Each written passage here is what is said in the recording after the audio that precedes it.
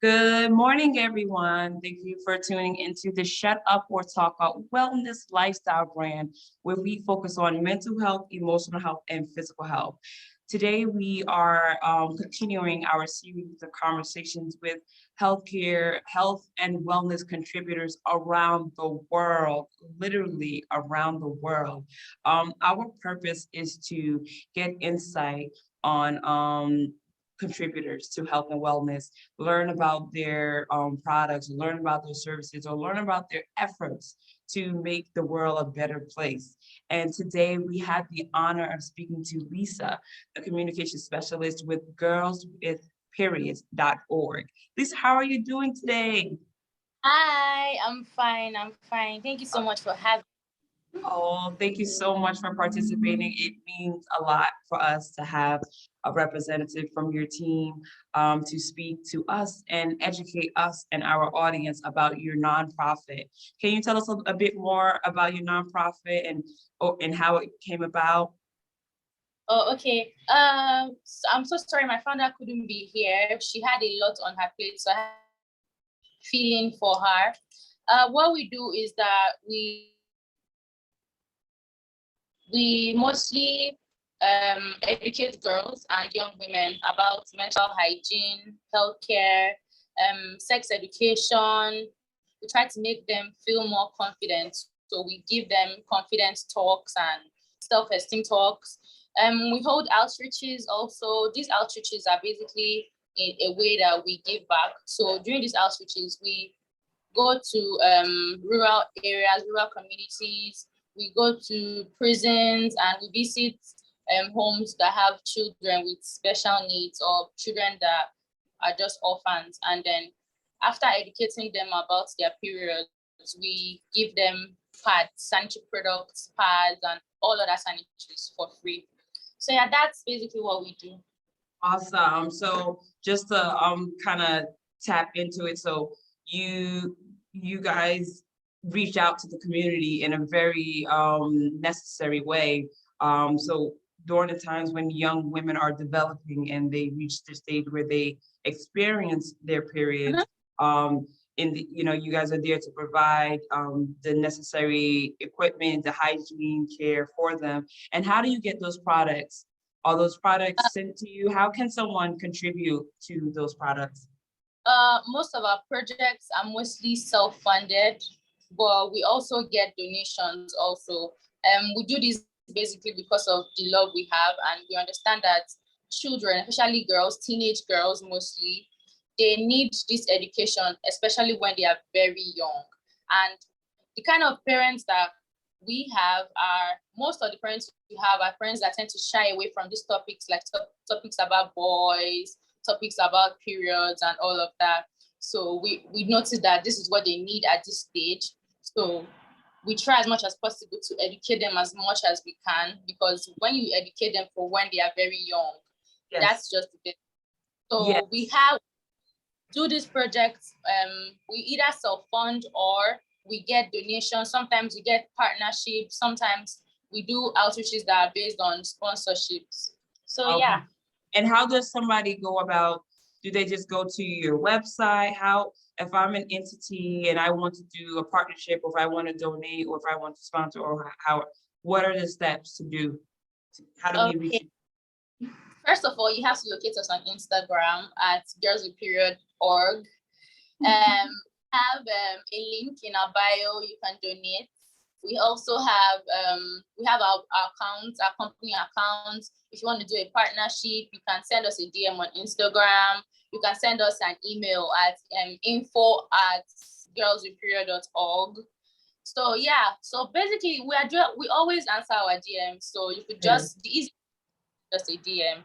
Yeah. If you are abroad, because we do get people that are abroad and send us money. We have like a link, a DOM link, so you can use your dollar account and your euro or pounds or whatever. So yeah, Okay. it's There easy are to donate. ways. Yes, so that's awesome. So let's talk about, you said the stages when the young women they get their menstrual. I want to tap into that, but first I want to let the people know, where are you located, or where was this organization founded? It was founded in 2018. Okay. We have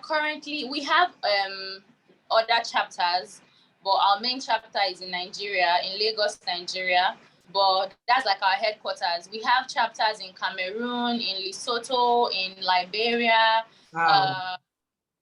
We have Nigeria and what's our last chapter? We have I said Cameroon? Yes, you did. That's Cameroon, awesome. Sierra Leone, Liberia, Lesotho, and Nigeria. So we have 5 chapters. Oh, wow. That is amazing. Now, And branches, like in Nigeria, we have Lagos, we have Anambra State, we have Kano, Katsina, Abuja, and we're looking to go towards the south. So these are more of our projects that we're looking to start this year. oh, well, definitely bless your heart and the entire team. I want to tap to menstrual. For the listeners, we do have male and women listeners as well, and just want to educate. What is the average range where a young female can reach her menstrual, and why, we may see different effects? What age is when What? Sorry. what age do you find from, based on your experience working with the younger women, do they normally get their periods? Is there a time Yeah. Okay. They're normally between? periods between the ages of 9 to 16, but we've really had early bloomers. I think we've had a case of someone that got her period by 7 years. So these are no longer strange cases. We've gotten a 7-year-old, but normally they usually get their periods from 9 to 16 years. But we mostly work with girls that are in high school already. So some of them, I think this generation, they are very smart. So they get into time and they haven't started seeing their period yet. So we still educate them on how it's going to be like, what you should do and what you shouldn't do. And just for those who may not know, what are some of the insecurities that young girl may have when they get their period? Some of the, the stressors that they may face, once they get their period, because their body's changing. What are some things that they may experience that you guys help them through? Okay, I think the main issue is usually confidence. So most girls, when they get their periods, some parents do tell their children that when you get your period, don't allow anybody touch you. If a guy touches you, you're pregnant. Yes. Don't, So, no. Don't even look. don't Even look. don't let them look at you too much. I get to get pregnant. So that's one of the things that we try to debunk these myths because it really affects them. It affects the way they relate with their friends. So to teach these girls to try to work on their self-esteem, because I think the confidence is the entirety of them being a woman. And if you are not confident about your period, if you don't feel good in your skin, then you're not going to be much of a help to anybody. We had this girl one time. When she started seeing her period in school, she was really, really shy. And we have this thing that we call a school club. It's called the Girls with Period School Club. So it's just like any other club in your school. It's like your math club, your debate club. So this is just a club for girls where they can talk about girls, where they can talk about boys, sex education, and all those things. We don't shy away from it at all when it comes to our girls. So there's this girl, she joined school club. Can you hear me? Yes, I can hear you. Go ahead. So there was this girl, before she joined school club, she was very, very shy. Like, I think the first day we got to the school, we're asking questions about period and all of that. And she was just like trying to shy away from the questions. And I think one of my team members, they were like, you answer the question. And she couldn't answer the question. So I think that self-esteem is really a big issue for them when they start getting their period. Then I feel like, oh, I'm a woman and I need to be watchful of what I say. I need to be watchful of what I do. Be as free as they were before they get their periods. So I think now, to an extent, ever since she started school club, she has been she has been better. She has basically improved. So I think the confidence is one thing that we really work with for them. And then we try to make them feel like, when you're on your period and then you get stained in public and all of that. Yes. You feel like, hey, why is this happening to me? Or it's as if the can swallow you up. So we try to teach them that it's a normal thing to get stained. Well, 1 second, hold on. I'm sorry. Oh, yes. So I thank you. So I do understand what you're saying, like to be in the public and to be staying, when I was a young girl, I still like to think I'm a young girl, but We all yes. I remember, even being taught about my period, or I remember catching my period or bleeding in, or just, having a leak, or just always feeling, or asking my friend, do I have something on my butt? Do I have something? I always think, do that. I don't know if do I have something? Do I have something? Like, it's just like, I can't even focus because I'm worrying about, am If I you're going to, gonna, and then even with like little boys not knowing what it is, I think that, sometimes men are taught to think that periods, like you're unclean, right? But our bodies are so amazing, right? And because literally we can push them out. So, but the period, the period process, it's a cleansing process. And I think when young boys are not also educated and aware that, hey, your mom has this, your sister has this, and sometimes they make fun of young girls because this is a lack of education, really. Um, uh, and they're not sensitive towards it. But do you guys communicate with young boys as well, or? we do that. So up until recently, we're also concerned about the girl child. But I think the last couple of events that we've had, we did an all-inclusive event in February. Yeah, in February, we did an all-inclusive event. We reached out to a school for deaf and dumb kids in the outskirts of Abuja, and we made it an all-inclusive event because we realized that the problem is also the guys. They don't get to tell them that you should respect a woman, if her period make her unclean and all of that. So we decided that we're going to include boys. We taught them about, as we're teaching the girls, we're also teaching the boys, telling them that this is how a woman feels. It doesn't make her dirty, that she's really strong and all of that. So yeah, we do include the boys now. Yeah, that's definitely important because at some point these young boys will grow to have children or to have a wife, so they need to understand. And sometimes, men, not all men, but they just don't understand, or they expect you to be up and ready, or it just doesn't work like that. We are miracles, and with miracles, you got to take your time and be understanding of that. You did talk about sex education. And special needs. Can you tap into the special needs aspect of how you guys assist children or young women with special needs? Yeah, okay. So we've had events basically for special needs. These events are a little bit challenging because they're special children, so you don't get to just talk and they understand. So what we do for special needs is we make it more descriptive. We make the events more descriptive. So we do like this part demonstration. We like teach them how to properly fix their pads, and then also teach them Mm. how to properly dispose their pads also, because I Uh-huh. feel like they don't really get to teach them more about their hygiene. And then when we are teaching them about their periods, we use charts, like their charts, and then we teach them that, oh, this is the ovary, this is where the blood comes down, this is Right, uterus, and then comes out from the vagina, all of that, making more descriptive for children with special needs. right. So Oh, yeah, that's it. that is amazing. That's definitely amazing. Tapping into that, and because everyone needs to understand the process, especially children with special needs as well. And do you guys work with schools? Do you work alongside schools and Yeah, okay. teachers? we have we have projects. We have different projects. So we have projects for emergency period. That's the pink box.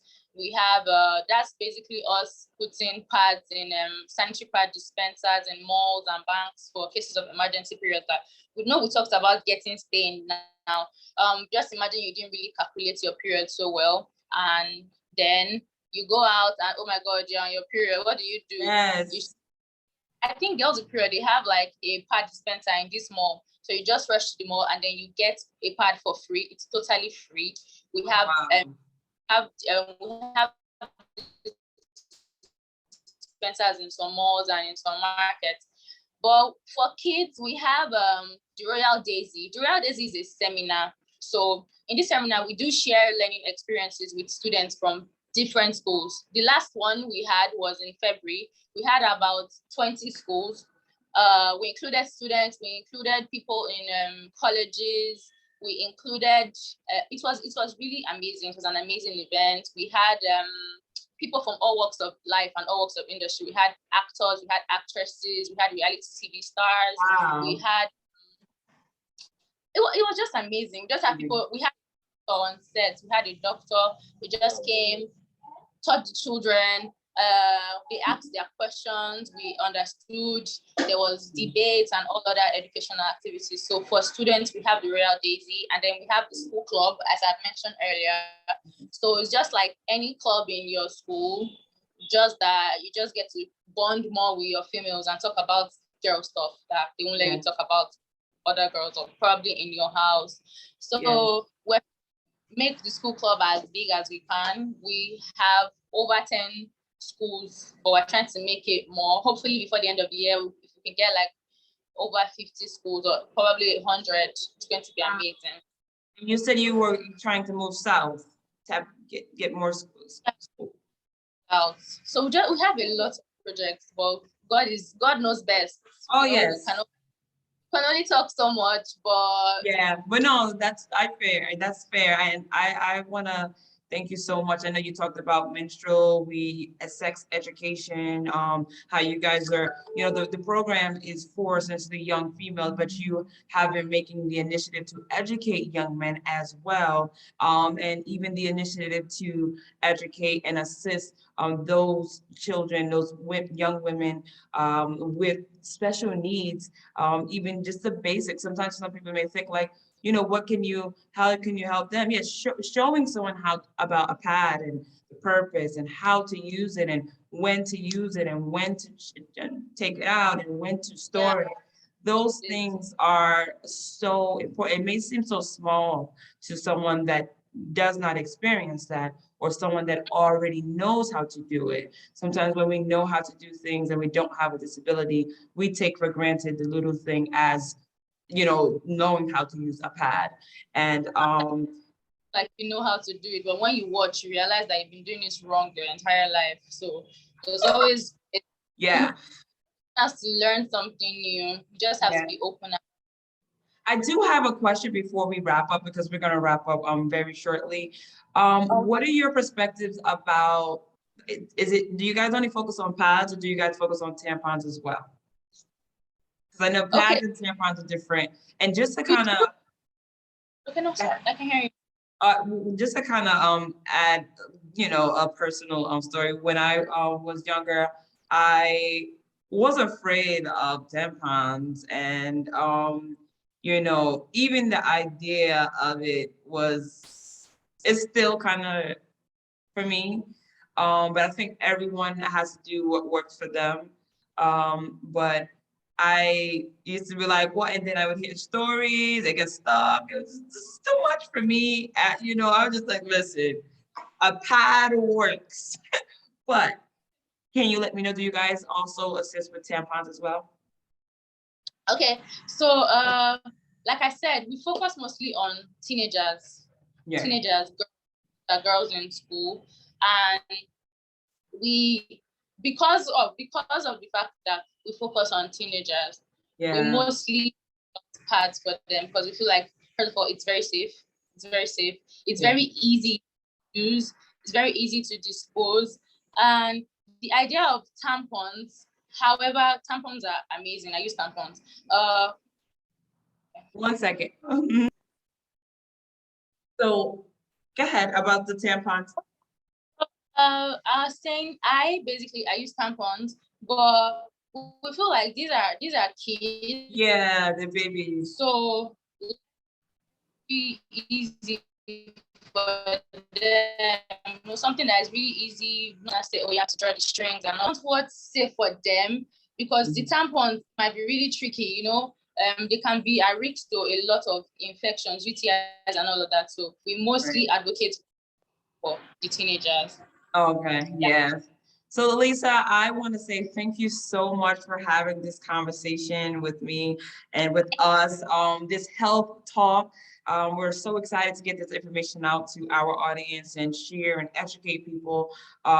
When I came across the platform through social media, girlswithperiod.org. I was like, I've never heard of this. And I thought it was amazing. I thought the name was on point. It was brilliant. It's an organization.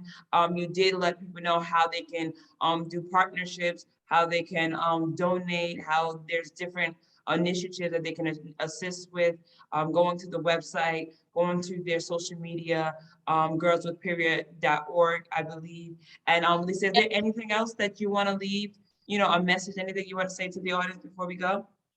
I'm very bad with goodbyes, but I'm just going to say that. Oh, no, this is not a goodbye. This is a see you later. Okay, I'm just going to say thank you so much for having us. We are always happy to talk about what we do, talk about to share the hygiene gospel, as they call it in Girls with Period.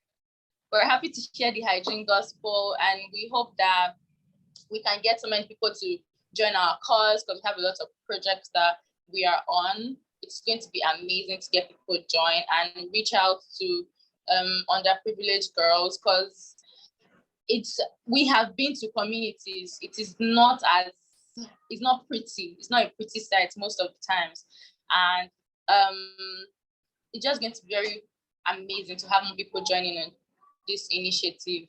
So yeah, thank you so much for having us. Interviews. It's going to be one or two people that are definitely going to do something amazing. So yeah.